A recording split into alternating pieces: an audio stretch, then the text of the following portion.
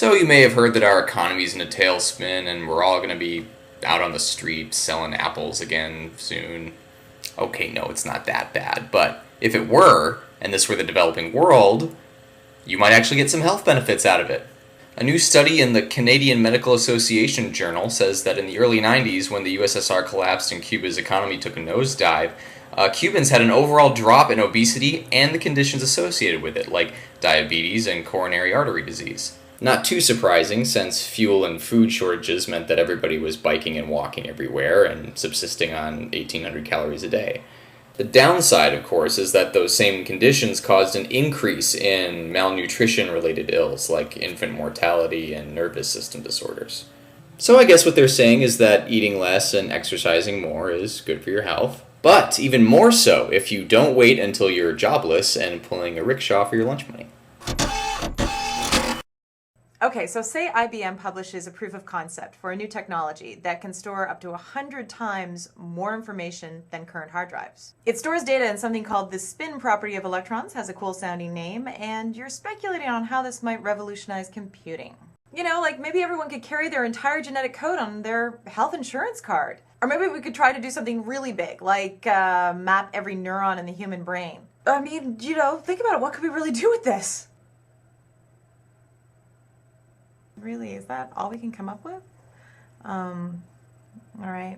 I know we all use shorthand to make research seem relevant, but come on. This is IBM research.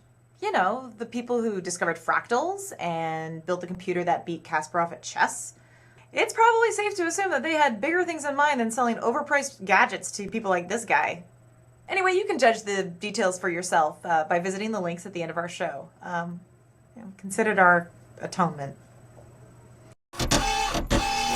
So as we all know, Neanderthals looked and acted a lot like us Homo sapiens, with a few key differences. An anthropologist from Florida Atlantic University thinks speech was one of those differences, so he used fossils of Neanderthal skulls to make a model of their vocal tracts, and recorded a computer simulation of Neanderthal speech. And here it is. What, you were expecting witty repartee? Sure, it may sound exactly like you'd expect a Neanderthal to sound, but it's actually different from human speech in a subtle but key way. Here's us, Homo sapiens, making the same noise. And here's the Neanderthal again. Back and forth.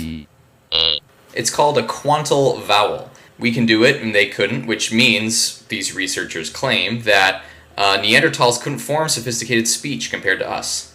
Of course, we'll never know for sure because they didn't make the evolutionary cut like we did. Wait, so how do you say extinct in Neanderthal? Oh, yeah, that's right. All right, with this brain study from the Max Planck Institute, I'm going to cut right to the chase. Here's what they showed. Say you make a decision to do something, like just there. I clicked my left mouse button instead of my right.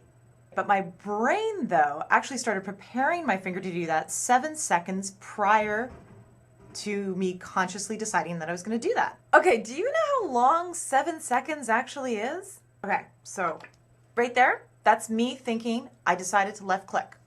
But way back here, that's when the part of my brain called the frontopolar cortex, without me knowing it yet, actually started getting ready to click the button. Researchers from the Max Planck Institute found that by observing the signals in that brain region, they could accurately predict which of two buttons a person was going to press a few seconds later. This kind of thing has been shown before, but in the realm of milliseconds. Nothing like 7 seconds. It's serious lag time.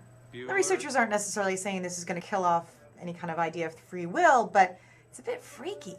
I mean, like, who's in charge here? Me or my frontopolar cortex?